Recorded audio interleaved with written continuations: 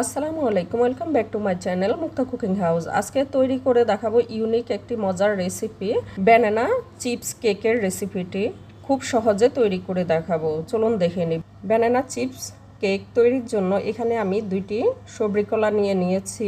এরকম কলা আমাদের বাসা অনেক সময় টেবিলে পড়ে থাকে, কেউ খেতেও চায় না। এই অবহেলিত কলা দিয়ে এখন তৈরি করে নিব। প্রথমে আমি কলাগুলো ছিলে নিব।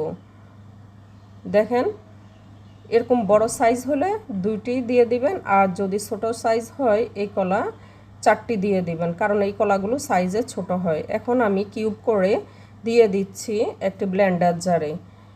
2টি কেটে দিয়ে দিয়েছি। এখন এর মাঝে আমি দিয়ে দিচ্ছি 2টি ডিম মিডিয়াম সাইজের।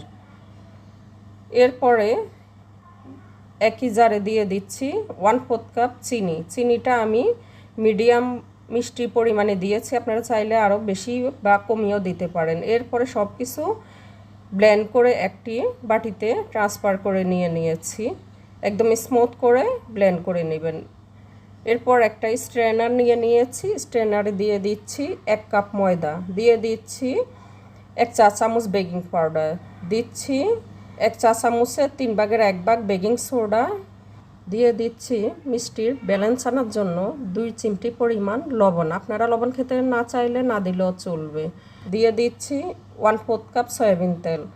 এরপরে এখন ময়দাগুলো ভালোভাবে সেলে নিচ্ছি। অবশ্যই ময়দাটা সেলে নেবেন, তাহলে দানাদার যে অংশটা থাকে সেটা উঠে যায় আর কেকটাও সফট হয়। এখন আমি সব কিছু মিক্স করে নিচ্ছি, একটু সময় নিয়ে মিক্স করে নিয়েছি। এরপরে এর মাঝে দিয়ে দিচ্ছি 2 টেবিল চামচ ঘন দুধ, আগে থেকে জাল করে রাখা ঠান্ডা দুধ। দিয়ে দিচ্ছি 1 চা চামচ ভ্যানিলা এসেন্স, তাহলে আর ডিমের গন্ধটা থাকবে না। সব কিছু আবারও একটু সময় নিয়ে মিক্স করে নিয়েছি। দেখেন ব্যাটারটা কতটুকু স্মুথ হয়েছে। এভাবে স্মুথভাবে ফেটিয়ে নেবেন। দিয়ে দিচ্ছি 1/4 কাপ চকলেট চিপস, আপনারা চাইলে বাড়িয়ে বা কমিয়েও দিয়ে দিতে পারবেন। সব কিছু আবারও ব্যাটারের সাথে মিলিয়ে নিচ্ছি। সব কিছু মিলিয়ে নেওয়া হয়ে গিয়েছে। এখন কিছু চিপস দেখেন আরও রেখে দিয়েছি, এগুলোর মাঝে ময়দা দিয়ে এখন একটু গড়িয়ে নিচ্ছি যাতে মিশে না যায়, দেখতে সুন্দর লাগবে কেকের উপর দেওয়ার পরে। এরপর একটা মোল্ডে আমি বেকিং পেপার দিয়ে দিয়েছি, নিচে একটু তেল দিয়ে। রেসিপিটি এই পর্যন্ত ভালো লেগে থাকলে প্লিজ একটি লাইক করে দেবেন। এরপর ব্যাটারটা দিয়ে দিয়েছি, দিয়ে কিছুক্ষণ জাকিয়ে নেবেন এভাবে, তাহলে বাবুলগুলো বের হয়ে যাবে। একটু আগে যে চিপসগুলো তৈরি করে রেখেছিলাম ময়দার মাঝে, সেগুলো এখন দিয়ে দিচ্ছি। যেই প্যানে তৈরি করব প্যানটা চুলায় বসিয়ে দিয়েছি, 2টা কাগজ দিয়ে দিয়েছি, দিয়ে এর উপর একটা স্ট্রেনার দিয়ে দিচ্ছি, দিয়ে ঢাকনা দিয়ে এখন ঢেকে 5 মিনিট গরম করে নেব। অবশ্যই গরম করে নিতে হবে। আমি এখানে নতুন একটি ফ্যান বসিয়েছি, আপনারা নতুন ফ্যান দিবেন না, ফ্যান নষ্ট হয়ে যায়। এখন স্ট্রেনারের মাঝে দিয়ে দিয়েছি আমি মোল্ড, আর দেখেন সিলভারের ঢাকনা দিয়েছি, এটা সুন্দর কালার আসার জন্য। আর চুলার আগুন কতটুকু রেখেছি তা দেখিয়ে দিচ্ছি। 35 মিনিট পরে আমি ঢাকনাটা খুলে এখন দেখাচ্ছি, মাশাআল্লাহ কতটুকু সুন্দর হয়েছে, দেখতেই পাচ্ছেন। চুলা থেকে নামিয়ে ঠান্ডা হওয়ার পরে কেকটি এখন চারপাশে একটি নাইফ দিয়ে ছাড়িয়ে নিচ্ছি।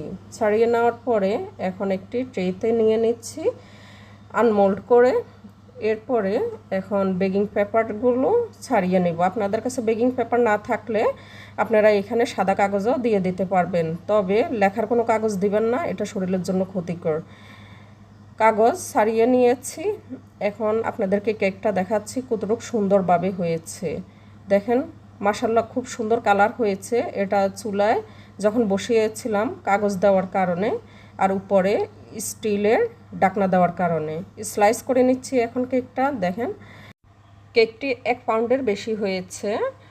আজকের রেসিপিটি আপনাদেরকে সহজভাবে দেখানোর চেষ্টা করেছি। আশা করছি আপনাদের কাছে ভালো লেগেছে। এরকমই নিত্য নতুন মজাদার রেসিপি পেতে আমার চ্যানেলটি সাবস্ক্রাইব করে রাখুন এবং পাশে থাকা বেল বাটনটি চেপে অল চাপুন। এতে করে সবার আগে নতুন রেসিপির নোটিফিকেশন আপনার কাছে পৌঁছে যাবে। আজ এ পর্যন্তই, সবাই ভালো থাকবেন। দেখা হবে নতুন কোনো রেসিপি নিয়ে। আল্লাহ হাফেজ।